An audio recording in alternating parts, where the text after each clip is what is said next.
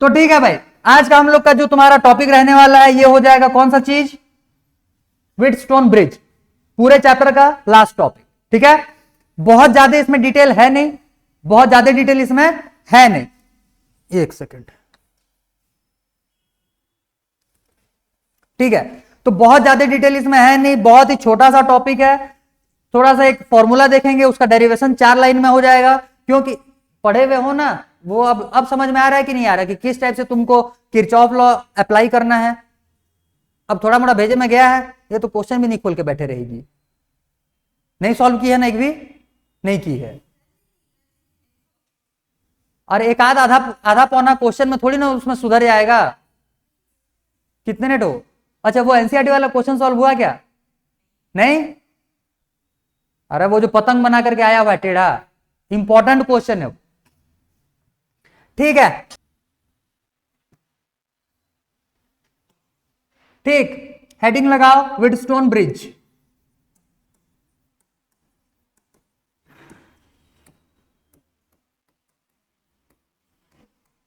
आधे कॉन्सेप्ट तो खत्म कर चुके हैं, इसमें से थोड़े मोड़े बचे हुए रहेंगे, मतलब डेरिवेशन ही हम लोग को देखना है। व्हीटस्टोन ब्रिज का एक क्वेश्चन करवाए थे ना तुमको कि अगर बीच में से रजिस्टर आ रहा होता है तो उसको नेग्लेक्ट कर दिया जाता है। हालांकि वो क्वेश्चन वहां पे नहीं, इधर उसको यूज कर रहा था, अब आ गया था करके मेरे को वहां पे बताना पड़ गया वो। ठीक है, अब एक्चुअल में देखो व्हीटस्टोन ब्रिज होता क्या है। तो व्हीटस्टोन जो था ये कोई एक साइंटिस्ट रहा होगा भाई, इसने रजिस्टर्स वगैरह लेकर के इसने अरेंजमेंट किया। जब अरेंजमेंट किया था तो इसका अरेंजमेंट कैसा था, ध्यान से देखो।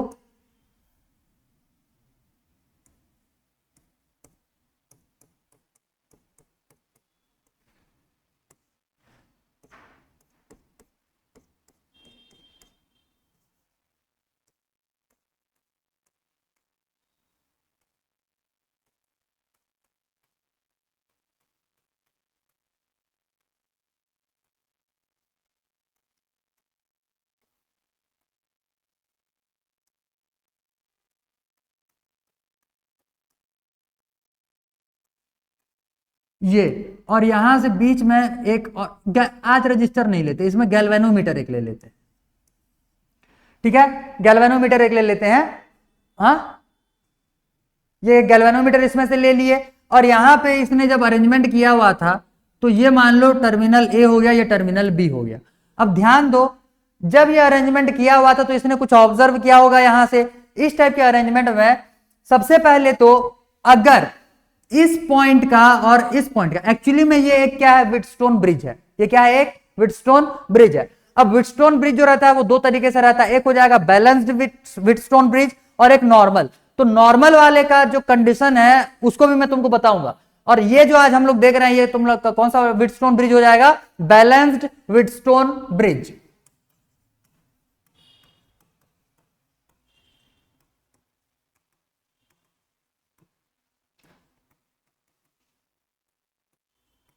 बैलेंस्ड व्हीटस्टोन ब्रिज, अब देखो बैलेंस्ड व्हीटस्टोन ब्रिज जो रहता है ये होता क्या है, मान लो ये ए हो गया, ये बी, इसको सी मान लिए, इसको डी मान लिए।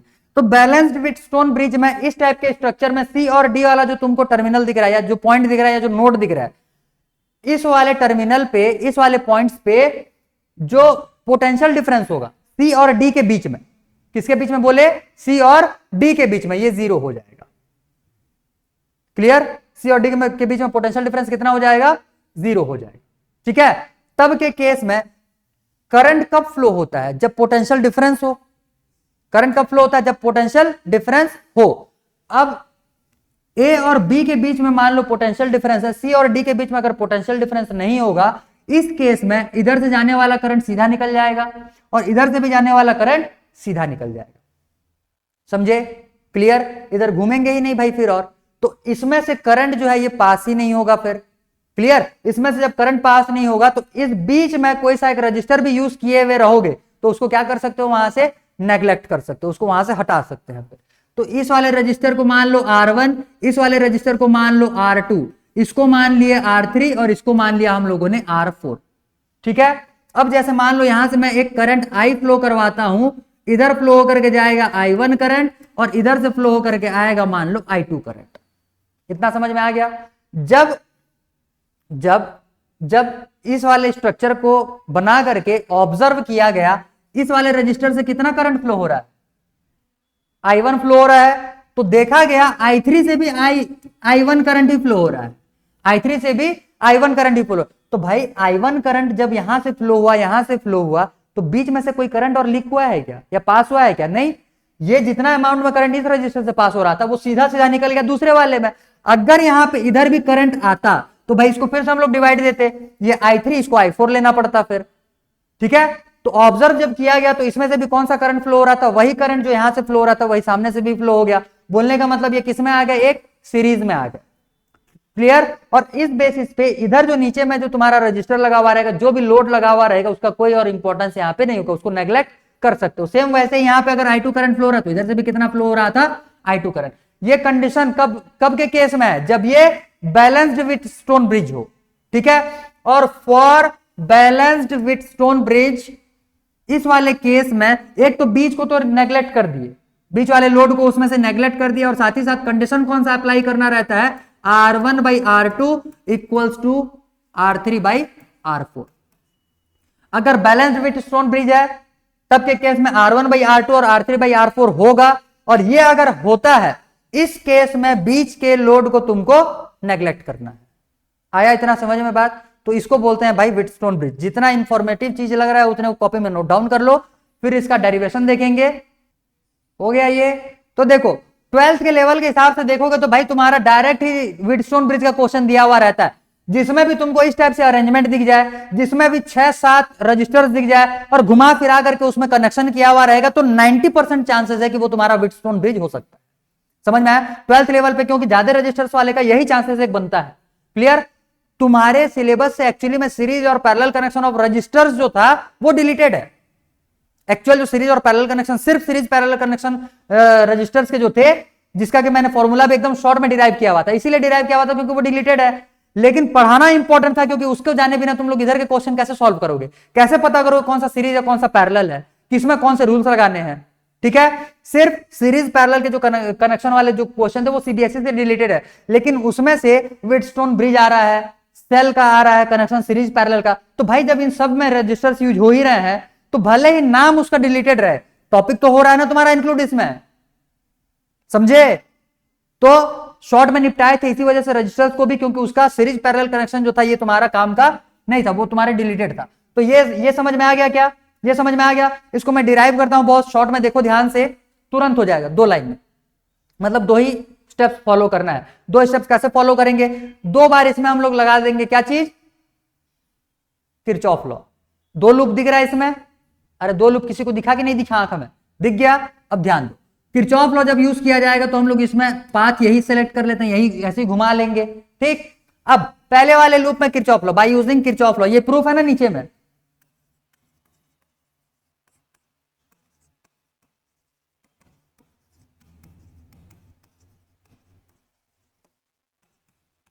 By using Kirchhoff law. पहले वाले लूप को उठाओ, तो पहले वाले लूप में मैं डायरेक्ट लिख रहा हूं यहां पे, किधर से चालू करें, इधर से चालू करते हैं। सबसे पहले ये रेजिस्टेंस में जाएगा, हम लोग घूम भी उधरी डायरेक्शन में रहे और करंट भी उधरी जा रहा है, तब के केस में I1 R1 नेगेटिव होगा कि पॉजिटिव होगा? नेगेटिव होगा। भाई नेगेटिव होगा, वो उधरी जा रहा है। डायरेक्शन जब सेम होता है तो नेगेटिव, डायरेक्शन जब अपोजिट होंगे तो पॉजिटिव। तब के केस में बाय यूजिंग किरचॉफ लॉ है, पोटेंशियल लिखेंगे ना भाई, किरचॉफ लॉ में इसका पोटेंशियल निकालेंगे, तो ये I1 R1 इसका पोटेंशियल हो जाएगा, और लेंगे कैसे उसको, नेगेटिव। तो यहां से क्या आ जाएगा, ये minus I1 R1। Clear? Clear. फिर जो भी प्लस माइनस रहेगा, जी से भी करंट, अभी एज्यूम कर लो जी से अगर करंट पास हो रहा होगा तो यहां से कोई सा भी एक I3 करंट मान लो पास करवा दिए, क्योंकि ये बैलेंस्ड व्हीटस्टोन ब्रिज है, तो बैलेंस व्हीटस्टोन ब्रिज में बता दिए कि ये इसमें जो करंट का वैल्यू रहता है वो कितना होता है, 0, तो उसको इग्नोर कर सकते हो। तो मैं लिख ही नहीं रहा उसको, सीधा सीधा, ठीक है।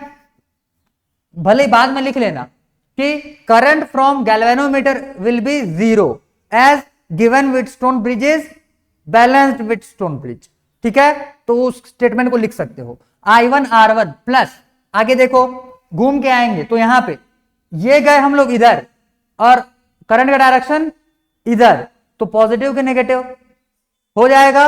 ये क्या हो जाएगा, प्लस I2 R2, कोई डाउट, इक्वल टू कितना, 0, ठीक है। सॉल्व करो, I1R1 इक्वल्स टू I2R2, उधर ले लिया माइनस आ गया, माइनस माइनस कैंसिल हो गया, दोनों के दोनों पॉजिटिव बन गया। I1/I2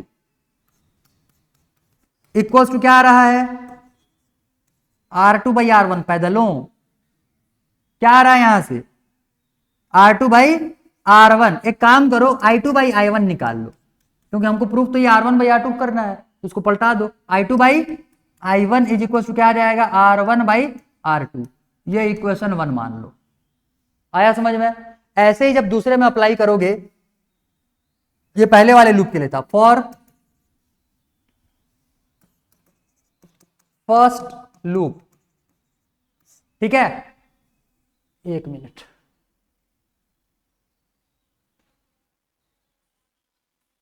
हाँ मेरे को लगा रिकॉर्डिंग ऑन नहीं किए हैं। चलो तो ये हो गया, ये हो गया। अब इसके बाद फिर for second loop, second loop के लिए क्या हो जाएगा, इधर से घूमोगे तो ये क्या हो जाएगा, -I3R3, और ये क्या बन जाएगा, वापस आ रहा है, करंट तो उधर जा रहा होगा, अरे भाई I2 उधर जा रहा है ना, I2 का डायरेक्शन, तो ये किस में आ जाएगा, पॉजिटिव में। तो फिर इसको जब लिखोगे क्या हो जाएगा, ये -I1R3 plus I2R4 equals to 0। इसको जब सॉल्व करोगे तो यहां से आ जाएगा I2/I1 is equals to R3/R4। ये ले लो इक्वेशन नंबर 2। 1 और 2 में I2/I1 का वैल्यू ही निकाले हुए, तो दोनों आपस में क्या हो जाएंगे अब, इक्वल। तो फ्रॉम 1 एंड 2 क्या हो जाएगा, R1/R2 इक्वल्स टू R3/R4। ये समझ में आया, कुछ था कुछ नहीं, ठीक है। बस इतना ही भेजे में बिठाना है। दो लूप बनाओगे, दोनों में किरचॉफ लॉ यूज कर दो, तुम्हारा सॉल्यूशन आ जाएगा। चलो ठीक है, लिखो। हो गया क्या, हो गया इतना, बस भाई 2-3 छोटे छोटे न्यूमेरिकल्स हैं, फटाफट इसको उड़ा दिया जाए, फिर हो जाएगा चैप्टर कंप्लीट।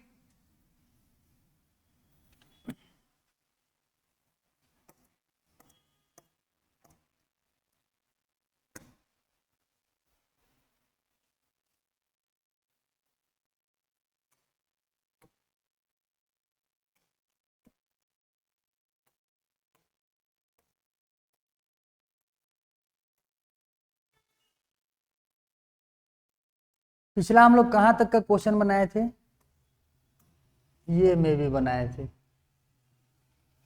2 sales EMF। अच्छा ये वो डायग्राम वाले क्वेश्चन, इसको बनाए थे कि नहीं बनाए थे,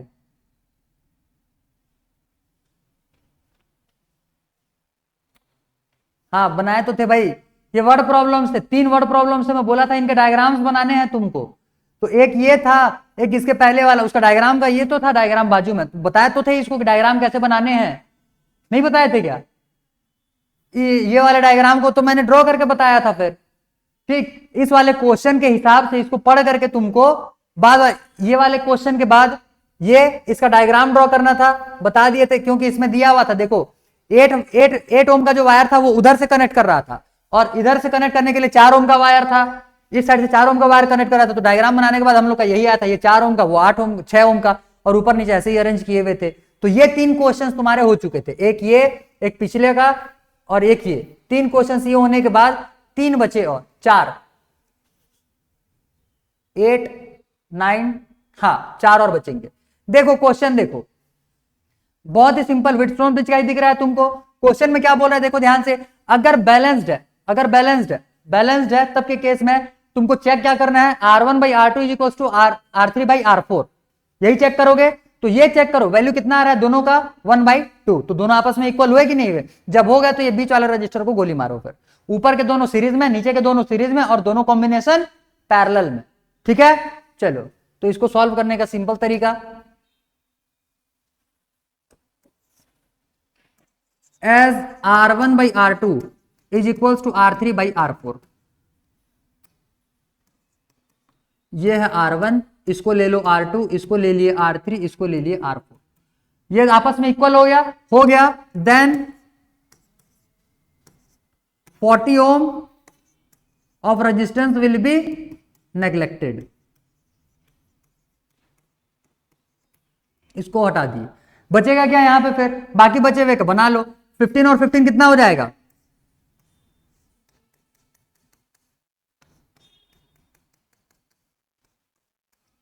ये 30 हो गया, 30 और 30 कितना हो जाएगा 60, तो ये हो जाएगा भाई 60, ये दोनों आ गए पैरेलल में, इसको सॉल्व करोगे क्या हो जाएगा 1/30 प्लस 1/60 इक्वल्स टू कितना आ जाएगा 3/60, 3/60, ठीक है। ये 1/RE का वैल्यू है, जब RE निकालोगे RE इज इक्वल टू, ये रेसिप्रोकल हो जाएगा, ये 1/RE का वैल्यू इक्वल्स टू 60/3 मतलब 20, तो इसका इक्विवेलेंस जो आएगा वो कितना आ जाएगा 20 ओम, बन जाएगा, बन जाएगा। बस अब क्वेश्चन ही बस देख लो, बहुत ज्यादा हैवी लेवल के हैं नहीं, जो क्वेश्चन लगेगा कि नहीं बनेगा उसी को करवाएंगे। ये क्वेश्चन देखो मैंने करवाया था एक पोटेंशियल वाले, अगर यहां का पोटेंशियल 4 इधर वाले को 0 मान लेते तो फिर इसका पोटेंशियल कितना हो जाएगा, इसका पोटेंशियल कितना हो जाएगा 4, इसका पोटेंशियल कितना हो जाएगा 0। देखो तब के केस में इसका पोटेंशियल 4 और इस वाले पॉइंट को, क्योंकि यहां से बीच में तो एक रजिस्टर यूज हो गया है, अगर नहीं होता तो इस वाले पॉइंट का पोटेंशियल जितना होता इसका भी उतना ही होता, लेकिन यहां पे क्योंकि ये बीच में रजिस्टर जुड़ गया है तो यहां का पोटेंशियल कितना होगा नहीं पता। यही क्वेश्चन मैंने बताया हुआ था यहां पे x और यहां पे y मान करके, ठीक है। यहां का पोटेंशियल कितना लिए थे x, यहां का पोटेंशियल y। अब इसको तुमको कनेक्ट करना है, मतलब सिंप्लीफाई करना है, तो देखो सिंप्लीफाई इसको करोगे कैसे। ये है पोटेंशियल मान लो 4 का, ये 0 का, तो घूम करके जाओ, ये कितने का हो गया 4, ये 4 हो गया, और घूम करके आओगे तो ये कितने का हो जाएगा 0 का, ठीक है, ये 0 का हो गया। अब यहां से जाएंगे तो इसका पोटेंशियल कितना है नहीं पता, तो इसको हम लोग मान लेते हैं x, और इसका कितना है नहीं पता तो इसको मान लेते हैं हम लोग y। तो हमारे पास टोटल कितने पॉइंट्स मिले 4, कौन कौन से 4, 0, x और y, चारों पॉइंट्स को ठोक दो, ये हो जाएगा मान लो 4,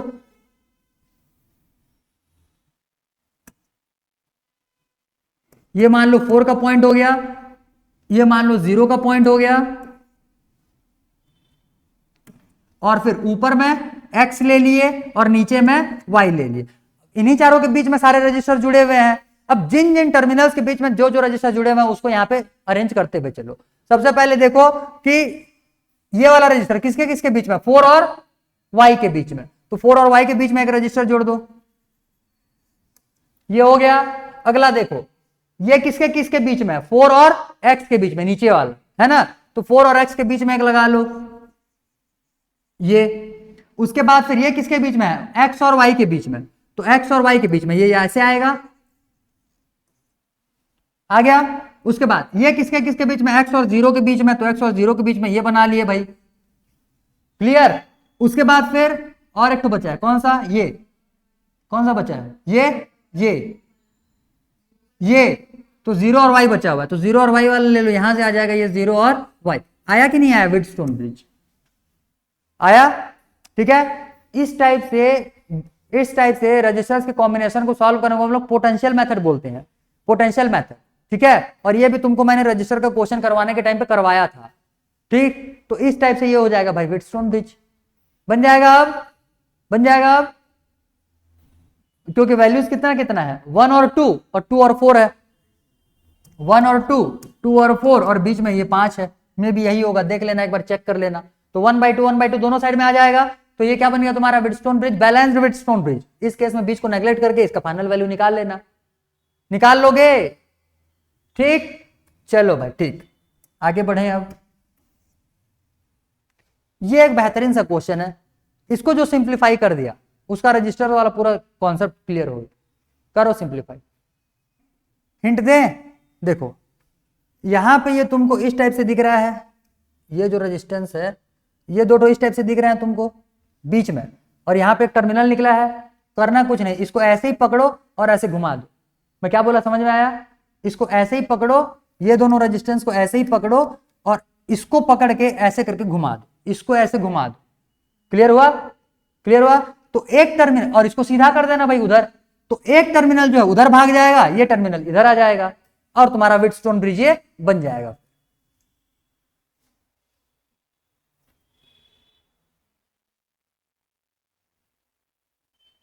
और इसको ऐसे टेढ़ा करके बना लो, ठीक है, ऐसे टेढ़ा करोगे तो ऊपर में आएगा सी, नीचे में आएगा डी। ये अब तुम्हारा बन करके आ जाएगा ये टर्मिनल ए, ये हो गया टर्मिनल ए। यहां से एक ऊपर जाएगा एक नीचे आएगा, एक गया ये ऊपर, एक आएगा ये नीचे। ठीक है, फिर ऊपर से इधर एक आया है, इधर एक आया है, तो एक आ जाएगा ये साइड में, ये इधर ई, ये ई पॉइंट है और ये ए पॉइंट है, सॉरी ये एफ है, ये ए और ये बी हो गया। इसके बाद फिर ये इधर से जुड़ जाएगा। ठीक है, ऊपर में है सी, नीचे में है डी, और सी और डी के बीच में कौन सा आ जाएगा, ये 2 ओम का। अब भाई लिख लो, सब के सब 2 ओम है ना, 2 ओम 2 ओम 2 ओम और ये 2। आया समझ में कि नहीं आया? इजी है, आंख में दिखे तब ना इजी होगा। क्लियर? चलो भाई ठीक, आगे देखो। पगला गई है क्या? अभी सॉल्व करवाए हैं फिर भी भेजा काम नहीं कर रहा है। ए से ये आ गया, ये टर्मिनल चला गया, इसका रेजिस्टेंस कितना है आर, इसका भी रेजिस्टेंस कितना है आर, ये भी आर ये भी आर। भाई R1 R2 R3 R4 ले लो, तो R बाई आर और ये R बाई आर कितना हो जाएगा, दोनों साइड में 1 हो गया। तो जब R1 by R2 equal to R3 by R4 है तो व्हीटस्टोन ब्रिज हो गया। बीच में से जो दो रेजिस्टर आ रहे हैं इसको इग्नोर कर देना है, तो बचे क्या, ऊपर में 2 R और नीचे के 2 R। ऊपर के दोनों R सीरीज में आ जाएंगे, कितना हो जाएगा 2R, और नीचे के 2 R भी सीरीज में हो जाएंगे, कितना हो जाएगा ये 2R। ठीक है, तो दोनों 2R हो गए। निकालना क्या है तुमको, इक्विवेलेंस। तो भाई दोनों तो पैरेलल में आ गए, अब इन दोनों को ऐड कर दो, 1/2R प्लस 1/2R कितना हो जाएगा 2/2R। 2 से 2 कैंसिल, ये 1/R इक्विवेलेंट का वैल्यू, तो R इक्विवेलेंट कितना हो जाएगा यहां से। क्या गणित लगा रही थी इसमें? अच्छा पोटेंशियल है ही नहीं इसमें, अच्छा खोल रही थी क्या?